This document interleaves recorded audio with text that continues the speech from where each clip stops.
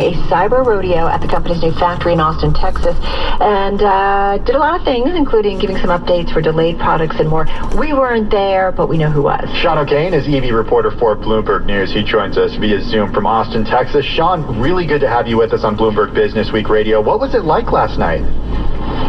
Overwhelming. There was a lot going on, and not just in sort of the events and the concert aspect and all of that, and of course Elon Musk talking, but just being inside this new factory and seeing a lot of the stuff they've already set up and have pretty much ready to go.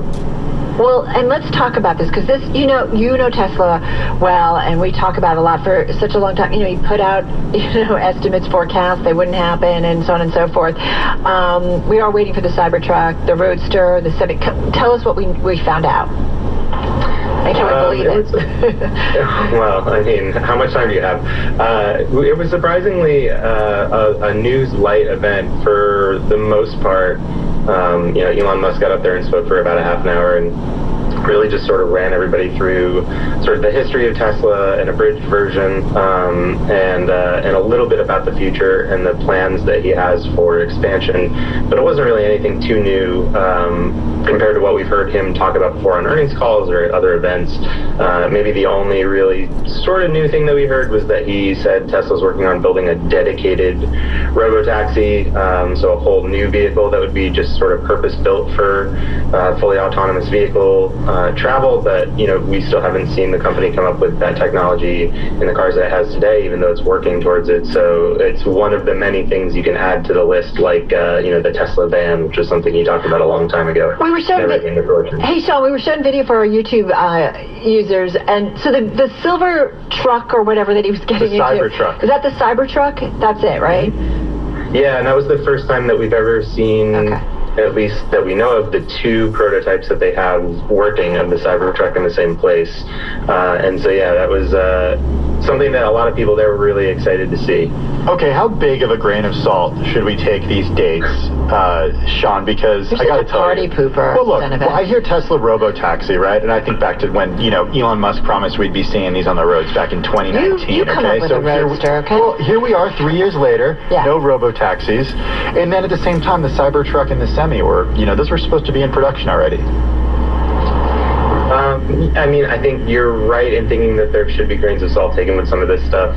As a writer myself, I know I have trouble with deadlines, so I can't completely fault. But you still got this piece in last night. Yes, though with help, for sure. And Elon's definitely someone who likes to go it alone, at least at the top level of the company a lot of times. So yeah, I think we should view any date that he sets, whether it's Tesla or any of the other companies that he runs, with huge skepticism.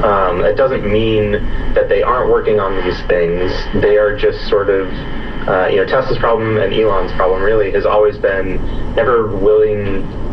he's never really willing to fully accept or understand the challenges that he's sort of put in front of him, because he's been able to accomplish some pretty wild things.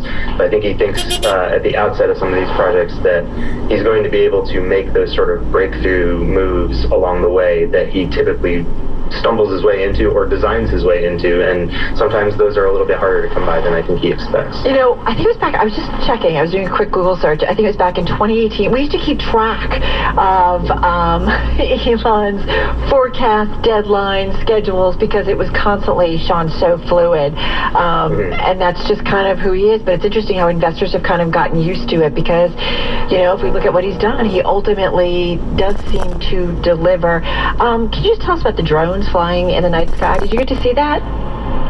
Yeah, it was pretty cool. We've seen this, a lot of tech companies and stuff have started doing this and sporting events and everything, but it was nice to see them sort of go through sort of the design work and put in the thought to come up with really kind of clever or funny things to show in this drone show. We saw like a portrait of Nikola Tesla. We saw the Shiba Inu that is sort of emblematic of Dogecoin. We even saw a little the meme that kind of shows up at the end of the ordering process when you buy a Tesla, this little hedgehog that is throwing up the little OK symbol. So it was it was a very considerate as far as things within the realm of Tesla and people who follow the world closely that surrounds this business. It was a very considerate thing for all those people to see. It was something else. The humanoid robot, though, didn't make it, just quickly.